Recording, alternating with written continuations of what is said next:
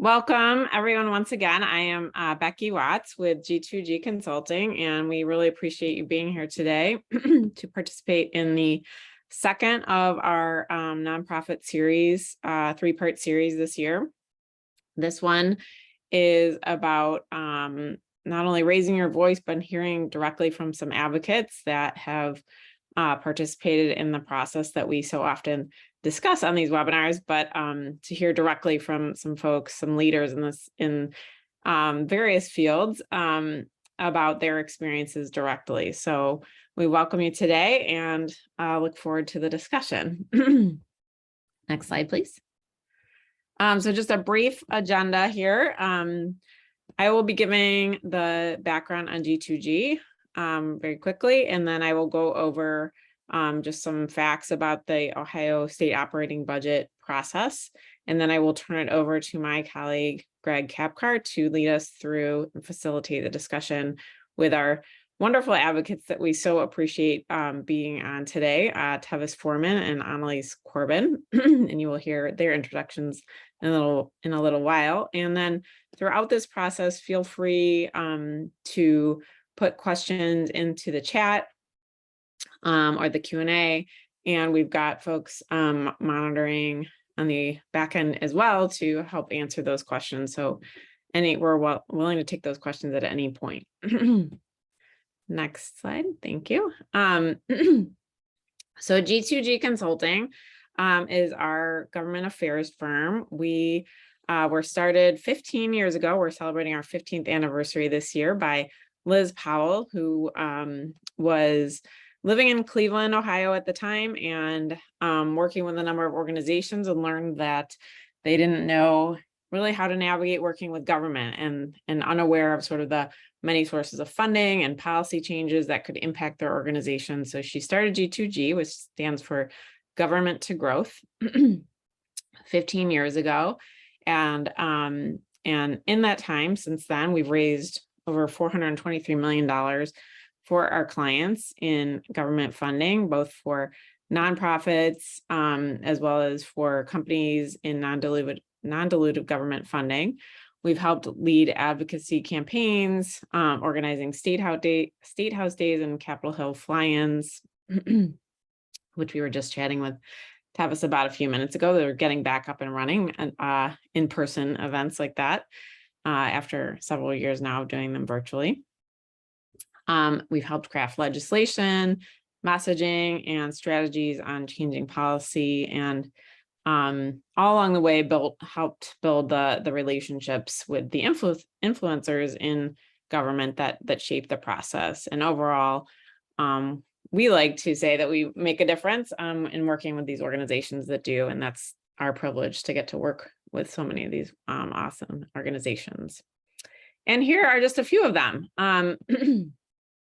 All of these are nonprofits we've worked with over the course of our 15 years. Again, it's a great honor to have the chance to advocate for and with organizations like Pass Foundation, like Produce Perks Midwest that we'll be talking to today, in addition to many of the others that you see here. Next slide. So just a quick overview of the state operating budget process.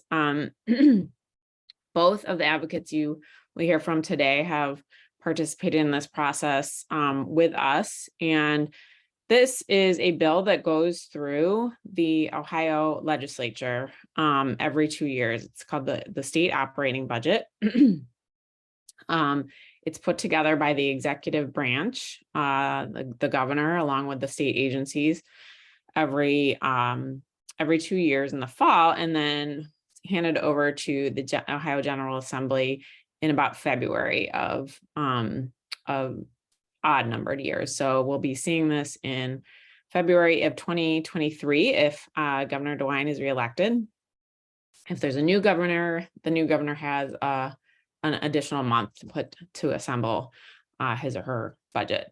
And then over the course of the first six months of the General Assembly, the state legislature is really doing its work to assess what's in the budget and figure out ways to spend the state resources called the General Revenue Fund. There's several bills that actually make up the state operating budget. There's the state operating budget bill. There's also a transportation bill. There's a Ohio bill for the Bureau of Workers' Compensation. The one we tend to focus on is sort of the main operating budget bill. This bill appropriates money to over 100 departments, boards, commissions, and agencies, and tends to be sort of the main policy vehicle for that General Assembly. So everyone is trying to participate in the process. You can see on this chart here that was created by the Legislative Service Commission, how the last fiscal year's General Revenue Fund budget was distributed. You can see of the $38.8 billion, a lot of it's going to Health and Human Services, Medicaid, primary and secondary education, of course, is a main recipient of state funding as well. And then it kind of trickles down from there. Beyond that, what we're talking about today in some cases are opportunities to earmark funding for nonprofits specifically who are doing work in these spaces. Next slide, please. So the timeline on this operating budget process really starts now when, again, state agencies are now assembling their budgets and working with the Ohio Office of Budget and Management to put them together. And as well, organizations, nonprofits and others are putting together their budget requests for what they will plan to advocate for starting in January and February of next year. Once the new GA starts, the new General Assembly starts in January, committee assignments will be made. We'll know who is going to be to serve on the finance committees in both the House and the Senate, and who we're going to be really focusing on in terms of our advocacy work. February through March is when really the meetings with legislators begin in earnest. Budget hearings begin in the House. The budget bill tends to originate in the House. And so that's where kind of the initial influx of meeting goes to members of the Ohio House of Representatives. After the House marks up and passes their version of the budget bill, usually changes it fairly significantly from what the governor has presented, it moves over to the Senate, and the same process starts there. So really, it's very important as you're considering your advocacy plan to think about both bodies of the legislature. In June is typically when a conference committee then puts together or reconciles the two versions of the bill, and the governor has to sign it by June 30th, which is, and the new fiscal year starts on the July 1. And then the remainder of the year is really when it's your opportunity as an organization to thank your legislators, work with them. If you didn't get the funding you were seeking or the policy change you were seeking, to figure out why, do debriefs. If you did, to do thank you events, tours of your facilities, continue strengthening those relationships, and then consider planning for the following year's budget, which is a capital budget, which is much different in nature, but still state funding related. Next slide, please. And then the final piece I just want to mention before turning it over to the folks that have already gone through this is just who is eligible in terms of nonprofit earmark type projects. Typically that is, as we said, nonprofits. Colleges and universities are often in the bill, kind of earmarked for separate funding, state and local government entities as well. Types of things that qualify include funding to expand, create, and continue programs, really meeting the needs that the state is facing, throughout in various issues, industries, et cetera. We see earmarks in the range of really, I would say 100,000 up to 5 million in a typical budget. 5 million tends to be a much higher level, but under $1 million is sort of the more typical, um, more frequently inserted type of earmark. But depending again on your sort of relationship and your footprint and what needs you are meeting, it can go higher than that. And then finally, what makes a successful budget ask? Legislators are looking to understand what the impact of the funding you are requesting, what type of economic impact it will have, what type of results you've seen previously, if this has been implemented before, wanting to know that you'll be good stewards of state dollars, very critical resources. Support letters from your board, your constituencies are always extremely helpful in this. Broad legislator support. So if you're serving multiple counties in the state, making sure you talk to all of those different legislators in those multiple counties. Projects supporting the state's priorities. So the state is focused on opioid issues, then, if your project is addressing some of the impact of the opioid crisis, that's, something that may align. Grassroots campaign, again, just getting those that you serve to be a part of the advocacy, so that it's not just you as the leader of your organization advocating, but also the people that will be impacted directly by the funding. Tours, events, and testimonials, always very impactful and helpful. And then don't forget, even as you're lobbying or working with the state legislature and including this funding request, don't forget to reach out to the administration as well. They're a very important part of the budget process, even after the budget goes over to the legislature for consideration. And I think that's really it. I will turn it over to Greg Kapkar on my team, and he will introduce our panelists. Great. Thanks a lot, Becky. Appreciate that overview. And we wanted to start with that refresher in case you couldn't dial into part 1 of the webinar series that took a much closer look at the mechanics of all of this. And we have a link to a recording of that, which you're able to go back and look. So just to give a little bit of background on myself before I introduce our distinguished and wonderful guests, before joining G2G 6 years ago, excuse me, my entire career had been in the nonprofit organizations and have been an advocate that entire time for about 30 years. And my background is in social work and more specifically foster care and child welfare. And it was during my 12 years at Ohio Guidestone that I transitioned from direct service work to actually advocacy and lobbying. Way back when we created an in-house government affairs program and public policy committee on the board of trustees. And we were very successful at the time of securing several state earmarks of operating money, similar to what Becky just described, as well as some capital dollars to do some improvements on the main campus.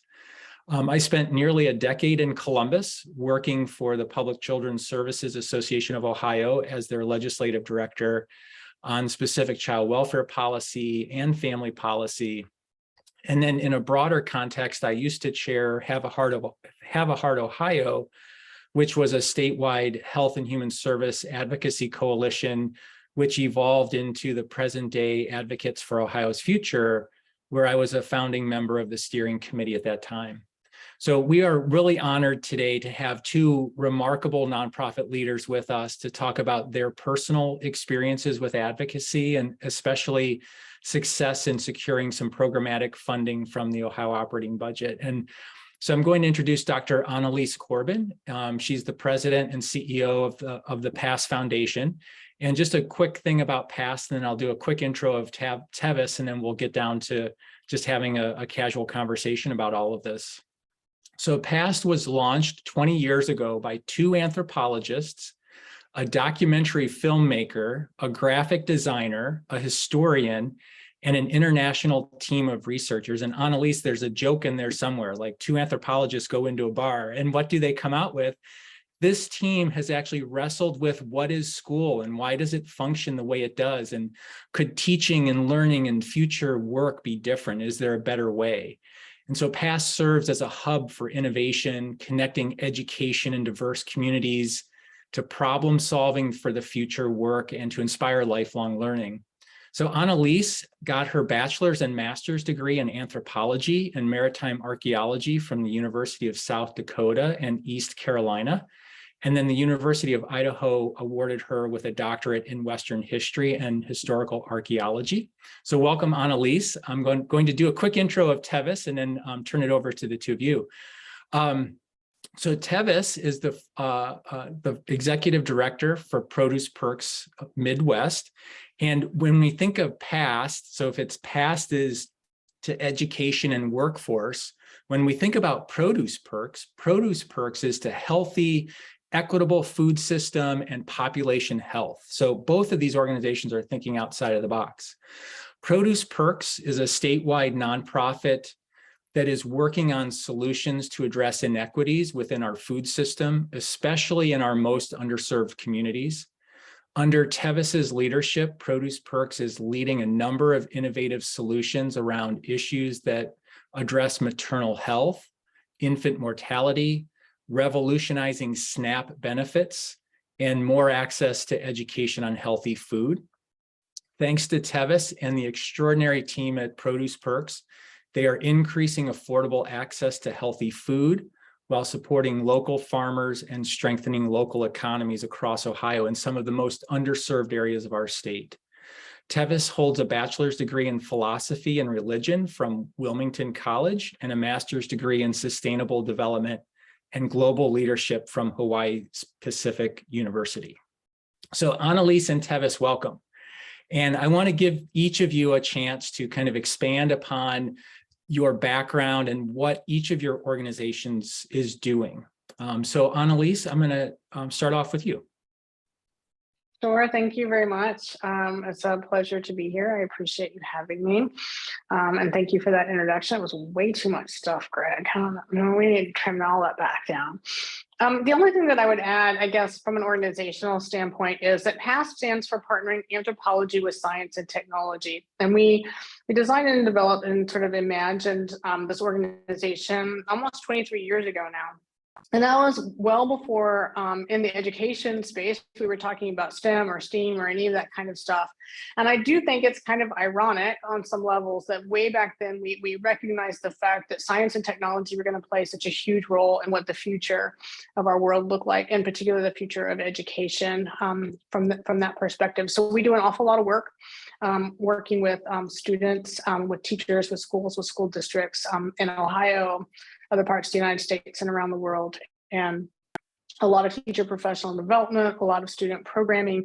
And at the end of the day, our hope and our belief is that every student that walks through our doors or the doors of any other place of learning are capable of solving the world's greatest problems. And if we start with that foundational belief, then we feel like that we can work with communities hand in hand to develop and design programming that can actually allow students to find their passions and to really sort of excel in whatever their future career endeavors want to be. That for us, the key to fixing a broken system is to stop trying to fix a broken system and then to instead, to recognize it's time for a complete redesign. And if we can completely redesign, we can come up with what we really need. So thank you for having me.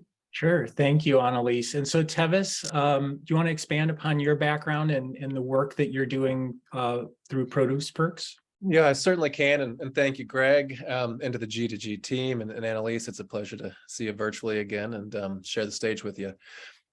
Organizationally, the only thing that I would add is that, our work is born out of the collective vision of partners from across the state. So it's something that we are certainly taking a lead on organizationally, but we are doing this work through the collective vision and ongoing efforts of partners from across the state, ranging from state agencies to nonprofits to associations representing farmers and small scale retailers in health and in the health sector. So again, our work is and the impacts of it are attributed to the partnerships that we hold across the state. Great, thanks.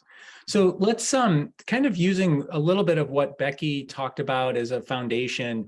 Let's really talk about some real world experience. And so let's start with you, Tevis, as far as you decided to go after a state earmark. Can you talk about kind of that decision process and maybe even tell us a little bit about the program that you selected to receive money and ultimately how much money did you receive? So kind of talk about the state operating money that Produce Perks has gotten. Yeah, I certainly will. And Andrea, Becky, I'll welcome you to chime in as you were, holding my hand during those initial processes. But our work in the strategy and pursuit at a state level was born out of the support we were receiving at a federal level. So the work of Produce Perks and nutrition incentive programming that again supports healthy food purchases for low-income consumers across the state is primarily supported at a federal level through the Farm Bill. The Gus Schumacher Nutrition Incentive Program, to be specific, GUSNIP as we acronize it, but again, it is a line item within the Farm Bill that supports nutrition incentive programming across the country. And our first step was to secure those federal dollars to scale programming accordingly. And we were able to do that successfully, again, with our group of partners across the state, which we formally recognize as the Ohio Nutrition Incentive Network. So through, again, the vision of ONIN, the Ohio Nutrition Incentive Network, and the federal award that we received in 2018, then we kind of set our sights on state level efforts to secure dollars to further deepen impacts and expand the work accordingly. And our work supporting low-income individuals as well as households at a state level. And then again, in collaboration with G2G, going after the TANF block grant, temporary assistance for needy families, was dollars that we recognized that were available at a state level that certainly had direct impact and an application to those that we were serving across the state, and it was a good fit. And so then we set our sights on that and began the effort accordingly. Okay, great. Annalise, I want to give you a chance because I don't believe so Tevis is kind of building off of some federal dollars that are flowing to the state. Can you talk a little bit about the programming that receives state money at past? And I don't think you were receiving TANF money. You were receiving other sorts of money, right? Correct. We receive a little bit of TANF money now, but it's indirect through our workforce development board partners at the local state level. So the past funding, we were really trying to leverage the work that we were doing with schools and school districts across the state, primarily tied to the training of teachers, so teacher professional development as it related to career readiness at the end of the day. And we were funded typically for that work directly through school districts through a variety of different funds that they received, typically from the state, although sometimes it was federal from them as well, as well as the dollars that we were receiving corporately across the state to basically work with schools, usually tied to a corporate entity. So, you might have a particular industry partner saying, hey, we want to fund you to go work with our local school to do X, Y, or Z. What we recognize through all of this is that one of the big giant hangups is the way that schools or school districts are having to navigate the requirements based on their state funding, which typically is passed through in many cases with federal constraints on it. And so we wanted to be able to work with teachers across the state in cohorts, but it was really difficult to do that, quite frankly, across school district lines, because each individual district previously was funding the work independently, if you understand that. So what we were really looking for was to be able to craft a request to the state legislature that allowed us to step outside of that constraint and to be able to work with teachers across the state of Ohio at any given time, and to have them partner up with teachers from other districts without the constraint tied to some of the other specific district pieces. And so for us, the funding that we received now twice from the legislature, initially to pilot and then to scale, was really around making it possible for us to work across boundaries. Okay, great. So I think that it's safe to say that you were both successful in getting not only federal money on Tevis's side, but state money, and well, Annalise, you too. But so if we talk about state money, there's success in just getting the money. But can you talk a little bit about other measures of success around advocacy? So like, what are you using the money for? And have you had other successes in building relationships that you're seeing kind of a return on investment that's just beyond getting money? Does that make sense? Yeah. Yeah. Okay. So either one of you can go first. So whoever wants to jump in. Take the lead on at least. Oh, sure. Well, I will say for us, there's no question, right? So we've been able to leverage every state legislative dollar that we've received, and it's made a huge difference. So in fact, we've been able to match every state dollar and exceed all of those state dollars through our corporate partners, but also then we were also able to then leverage a lot of the pilot work into federal funding. I think that's the other thing when you think about leverage and scalability. It has multiple different components. And so for us, we were able to take that first bit of legislative funding that we received. We got multiple corporations to match or contribute to a match for that, which then changed the scale. It made it much, much easier when we went back to the state legislature the second time, and we're asking them for more money to expand the program. And so it influenced the metrics because we were able to do so much more with what we had. And we did that same thing then to parlay that into several different opportunities to receive federal funding to, again, take the pilot and take the sort of the next iteration of that and to apply it more specifically. And so that has been super beneficial for us.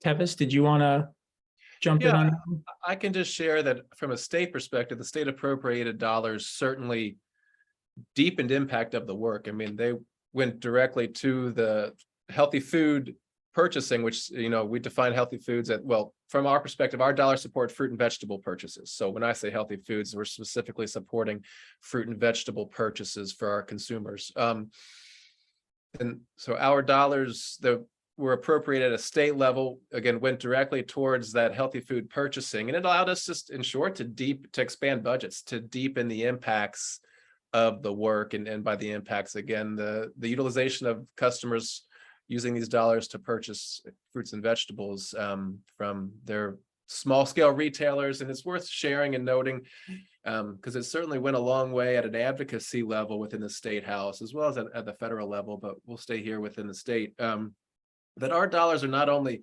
supporting healthy food purchases for low-income consumers and families across the state, but they're also very intentionally being directed to maximizing local economic impacts within our food systems as well. So again, these dollars going to purchase healthy foods from farmers markets and mobile markets and farm stands, as well as small scale Ohio-owned grocery retailers and so forth. So again, not just addressing the health and food insecurity initiative, but strengthening and stimulating local food economies for our small scale farmers and our small business owners are where these dollars are being utilized. And so again, the state dollars came in and just supported the work, comprehensively, but allowed us to deepen impact, to expand budgets to support more food purchases and so forth. But through the TANF block grant, which the dollars are earmarked within, it allowed us to expand the population that we were serving. And I share that in the context of the federal dollars support specifically SNAP beneficiaries.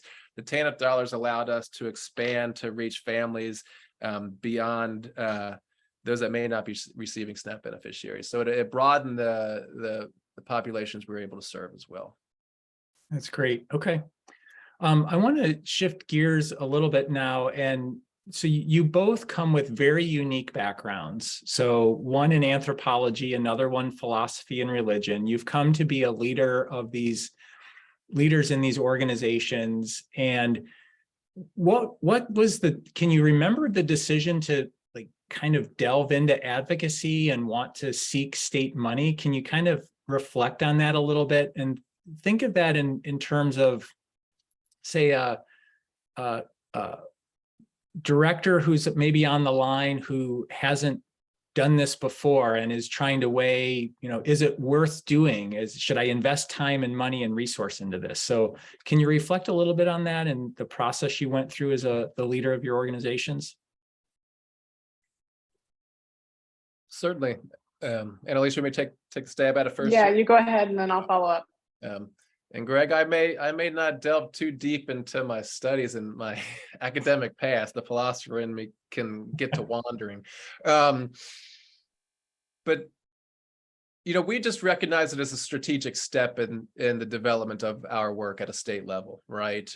As I shared earlier, the work really is built out of the collective vision of partners from across the state. So we were connecting a lot of dots and knew that in doing so, we would be successful in leveraging the federal dollars, and that a next step in that was to take steps into state level advocacy and so forth.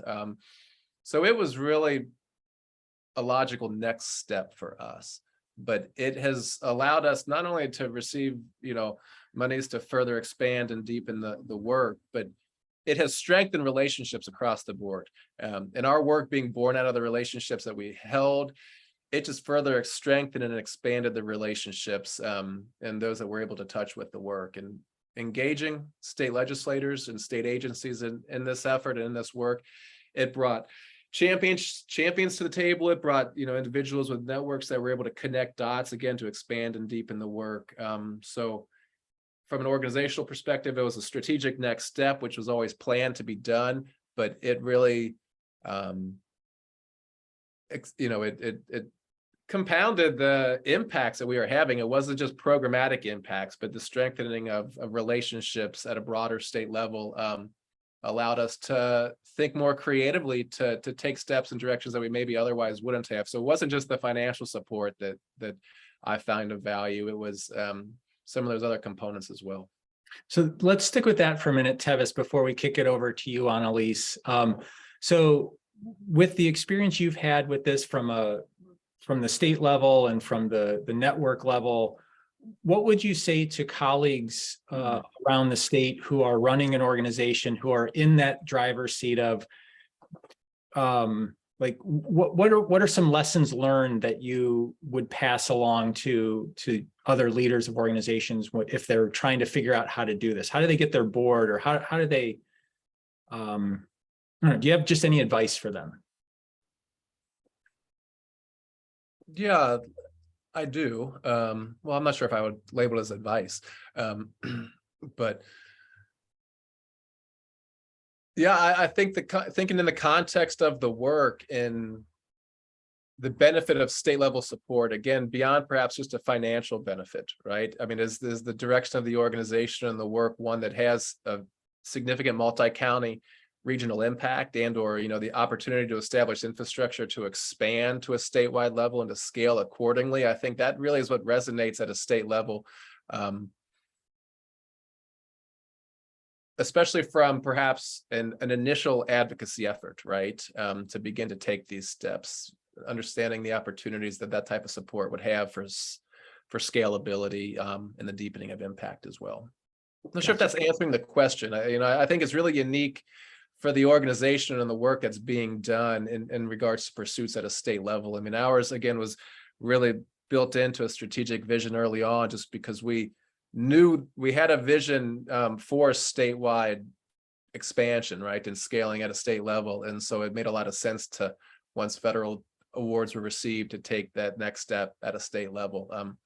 So certainly perhaps dependent upon the context of the work in the organization. Sure, of course. Yeah, I think there's a common theme there about kind of being planful about it and having that plan to guide you. So Annalise, what are your thoughts on this? Sure. Our journey is similar to what Tevis was explaining, in the sense that when PASS first made the decision to engage specifically with the legislature via G2G, we were at an interesting crossroads, because we had been working all over the United States. We were I always like to say we were a small organization with a mighty impact. And we were based in Columbus. We've been based in Columbus, although not incorporated in Ohio, but based in Columbus since 2001. But we worked all over the United States. And then in 2016, the board, for better or worse, that depends on your perspective, I suppose, made the decision that we were going to buy the building that we were currently living in. And actually, so the virtual background behind me is is that space, the past innovation lab. So it's 32,000 square foot old warehouse that was going to have to be massively renovated and turned into our idea, a demonstration site, education, R&D prototyping facility. And that is not necessarily something that a small nonprofit would have normally taken on. And the reason I use that is sort of illustrate sort of the rationale, I guess, if you will, for why we decided we needed to specifically engage in legislative advocacy, is because prior to us putting a stake in the ground and saying we're going to build this thing in Ohio, because we could have built it in any of the states that we were working in, quite frankly, but we decided that we wanted to put our stake in the ground in Ohio. And what that meant when we suddenly had this building in this space is that we needed the state to pay attention to us in ways that quite frankly, it never really mattered before that, right? When we were working, we were doing all the things that we were doing, but we were doing it in lots of different places, but we didn't have a physical space or place. And we weren't doing programming specific to a location, I guess, if you will. And so we really needed to change our profile, if you will, within the state. And one way for us to do that was through direct advocacy, which was not something that, quite frankly, that we knew how to do. It wasn't in my wheelhouse, certainly.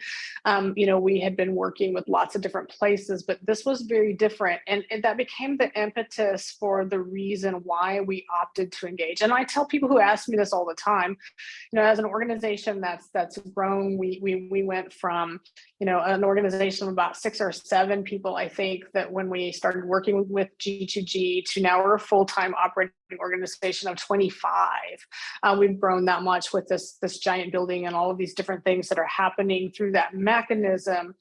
But the dollars, if you will, that we spend as it relates to advocacy and the work that we're doing in partnership with G2G is some of the best development money that we spend every year. And I say that because it is specifically about building relationships, and the relationship building with our elected officials has made it possible for PASS to do so many things and to get ourselves aligned with things that are happening while they're happening. So rather than being an organization that's purely reactive, we can actually be part of the decision-making process that is moving forward. And that has, quite frankly, changed the way we function in the community, the way we function in the state, the way our role is viewed by others, and therefore changes our access broadly to all kinds of things.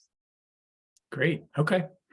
So I know we're getting close to, we've got a few more minutes for this kind of segment, but I want to just tee this up for everybody in the audience that we want to open this up for questions from you specifically. So whatever's on your mind, if you have a question about the process, I saw that there was one kind of queued up there already. So be thinking about that, use the Q&A. You can start to put those questions in, and we'll devote the last 15 minutes of today's session to just a back and forth with our panelists and you as participants. So I guess before we get to that, I would offer to each of you what did you find most surprising about advocacy? If anything, was there anything about this process that surprised you? I don't know if I would use the word surprise, but I'm curious if Tevis experienced this as well. It's interesting to me. It's over and over and over again, right? I mean, you have the conversations, you have the conversation again, and then 2 years later, you're starting all over. I think one of the things that I never thought about, I mean, I knew this, but I just never really internalized it, is, our elected officials, they're rolling over time and again, right? They're moving from the House to the Senate to other positions within the state. But it's this constant cycling of people. You have to be able to tell the story over and over again. You're never finished. Mm-hmm. Yep. I'll build off of that, Annalise. And I don't know if it surprise is the word I would use. Well, I will say I was surprised at how much I enjoyed it. I find it fun. And I think that's helpful. But it is telling the same story over and over again. It's as if you're performing, right? I often think of it in that context, right? It's a short performance that's being done, and a lot of it's, kind of on the spot ad lib too, in some respects, based on just the navigation of the dialogue and discussion with the respected officials that you may be meeting with. But it's draining too. I think that might be something I would put in the surprise category. Just the energy it takes from you, which again I enjoy it all. So there's a fun element to it all, in my opinion, but that helps with the draining and the exhaustion. But it is that for sure. Okay, great. So I do want to leave some time for some questions and answers from the audience, and Andrea, I think you're going to lead us in that discussion. Is that right? Yes, I will. So we did get a question in relation to support letters, and the question was more specific to the content of the letters, but I answered that there, but I think what would be helpful for everyone to know is when you're thinking about people to ask to write support letters for you, who are those partners that you're thinking about, and how widespread do you cast that net? Working with us, we always ask for a lot of support letters, but who do you think of and why do you think of them to write support letters for you? Yeah, I could jump in here first, Annalise, if you don't mind.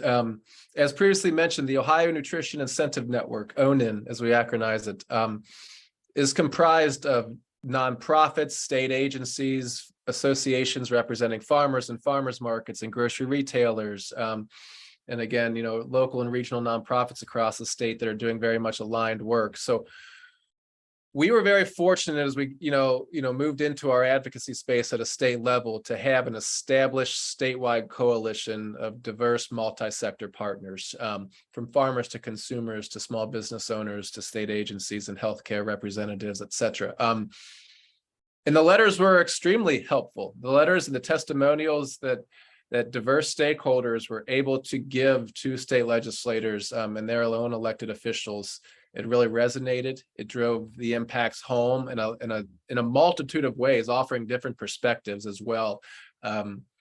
So the letters, yes, the phone calls, the testimonials, all were extremely impactful. And I think it's important to have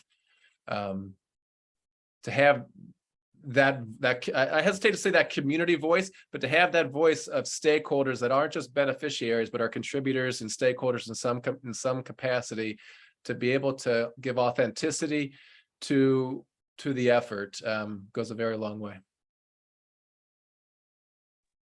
Yeah, the only thing that I would add to that is that, when we were thinking about, the different letters or the supporters that we need, I always try to tap into our partners. So, back to what Tevis is talking about. So not the folks that actually benefit directly from the funds that we're requesting, but the partners who benefit tangentially from the programmatic impacts, if you will, right? And who are able to tell the story about why the work that passed is doing makes a difference to them. And from the corporate or industry partners in particular, that weighs very, very heavily with the legislature, because they can see a direct economic tie back to it.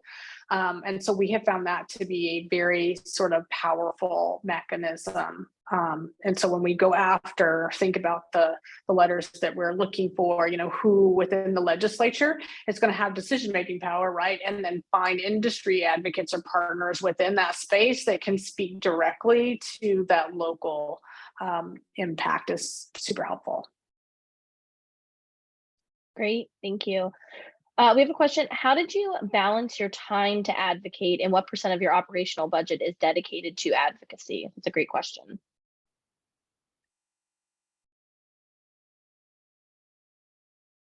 Well, I'll jump in. So the budget piece is a relatively small piece in terms of where this sort of advocacy hit, but it's not the same as it relates to time. So here's the reason I say that. So if we were to spend 10% our budget on our advocacy, right, then it's more like 20 to 30% of my time from a leadership standpoint, because in terms of the work that we're doing. And that's okay. And the reason it's okay is because this is relationship building, right? And relationship building that extends well beyond the individual conversations and the work that comes from the legislature itself, right? Because again, the legislators in our state, because of all of the cap requirements that happen, they're rotating. So those folks end up other places, right? Very few of them stay in the legislature forever. And those relationships carry forward. And so from the time standpoint, in my opinion, it is worth a large investment of your leadership time to be able to go out and do the advocacy work that far exceeds the actual percentage of the dollar operating budget component of it. Yeah, I can share similar experience in budget allocation as well. I mean, it's less than 5% of our annual operating budget that gets put towards advocacy.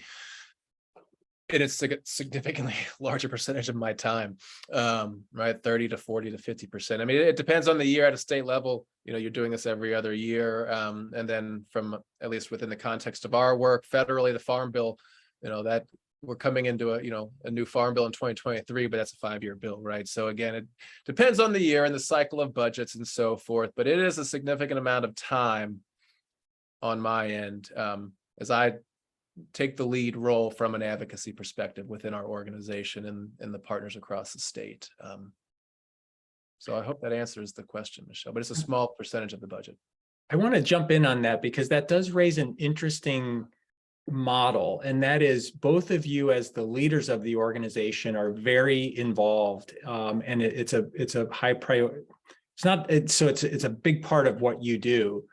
Have you thought of, are there other team members that provide additional support? So I know there are some organizations where, you know, when I was at Ohio Guidestone, we had a government affairs advocate. So, I mean, they actually funded a position where somebody served in that role. And then when the CEO needed to say testify or something, that's when the CEO got brought in. So I don't know if you have any comments about that at all, or I just wanted to throw that in and share that piece. We have, I'll hop in real quick to this. So it passed to deal with this because it is a lot of time, right? And it's a lot of executive time to be able to sort of think about what's going on here. And the reality is I'm not always available, nor am I always the right person. And so we crafted a government affairs committee within the organization that straddles the board and the staff at our organization. We have multiple staff members that I can deploy as needed to go out with Becky, with Andrea, with Greg, to go to various meetings or different events where we need to have a presence, and very deliberately take people with me when we do those state house visits so that I have staff that I am very confident that when I can't be there, they can. Now, when it comes to testifying or all those kinds of things, it's almost always me. But there are a lot of the smaller interactions that are incredibly meaningful. And it is worth the time, energy, and investment to make sure that you've got other people in your organization that you can be absolutely confident that can go out and represent you, the brand, and the work that you're doing. And so we have 3 or 4 staff that we rotate through that I feel very comfortable with in that space. Yeah, I agree. And I'll add that we're a smaller organization, though we do have, in my opinion, a very mighty staff. They're tremendous individuals and professionals. And and they have provided testimony. They have engaged, with elected officials at a state and local level. But again, and it's unique to the context of the work that we're leading, the partnerships that we hold, but we lean heavily on own-in members of our coalition who, again, either are representing nonprofits or agricultural sectors or healthcare sectors.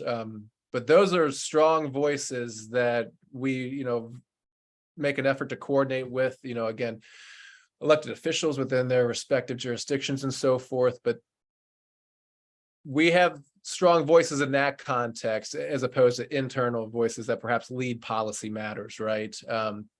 There's certainly spaces and opportunities to grow into organizationally, but it's not something that's necessarily held in-house and is very intentionally designed from the external stakeholders that we hold. And then those voices certainly do resonate.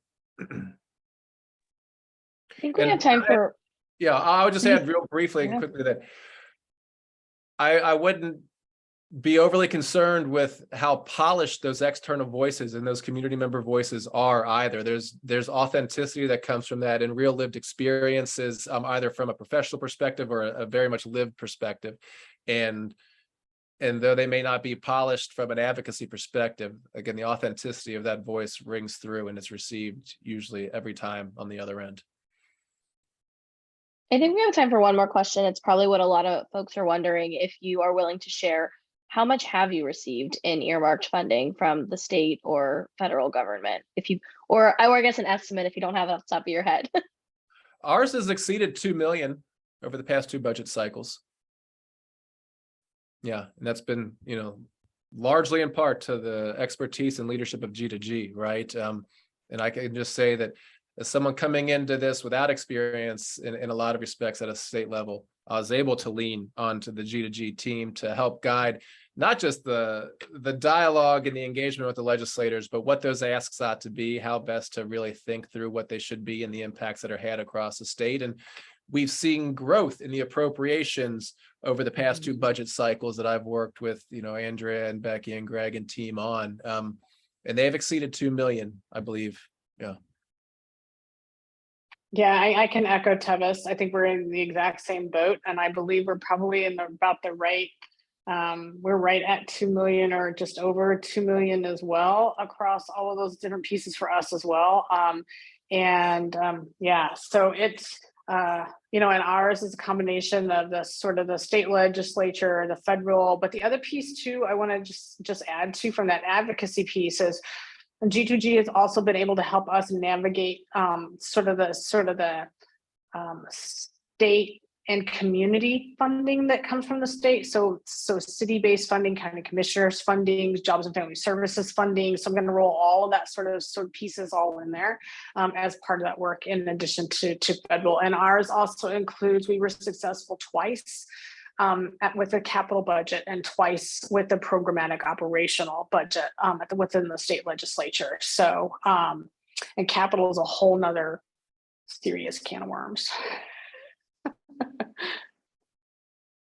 Great. I'm going to pull my screen back up here so we can close out.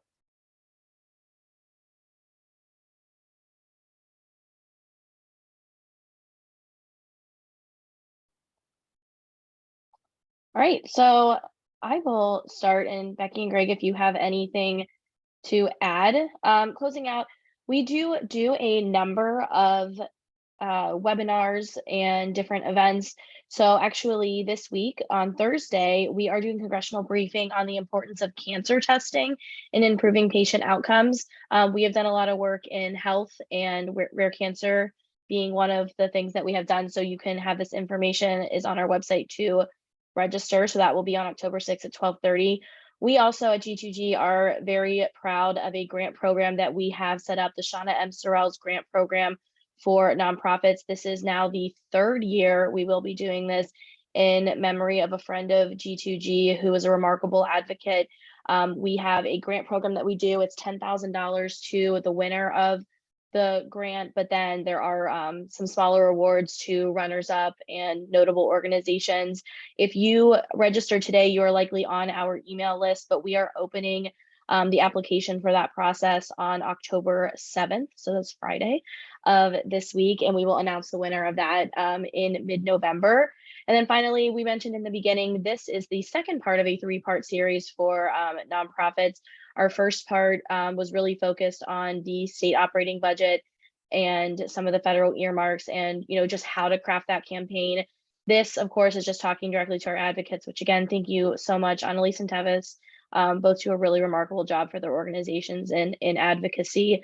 So we like hearing from them. I think when you're working in a nonprofit, it's nice to have to hear directly from folks that are there as well.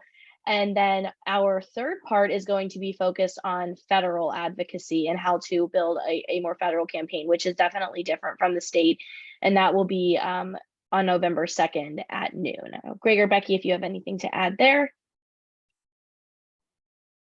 No, great overview. All right. And I believe that is it. Just a final thank you so much to Tevis and Annalise. Really appreciate your insights and your time today. Awesome to hear. Sometimes I think we at G2G forget about all the time we take up from you. So it's a good reminder. But no, but you've been awesome partners on all this work together. And again, it's a great honor to be able to help you craft your advocacy plans and implement them. And for those of you who dialed in, thank you again for your time today. Our contact information is there. That's Liz's email there, but you can reach any of us, I think, through our website. Our emails are the same, bwatts@G2G Consulting, etc. So feel free to reach out with any follow-up questions. Always happy to chat, and have a wonderful Monday. Thanks, everybody. Thank you all. Take care. Thank you.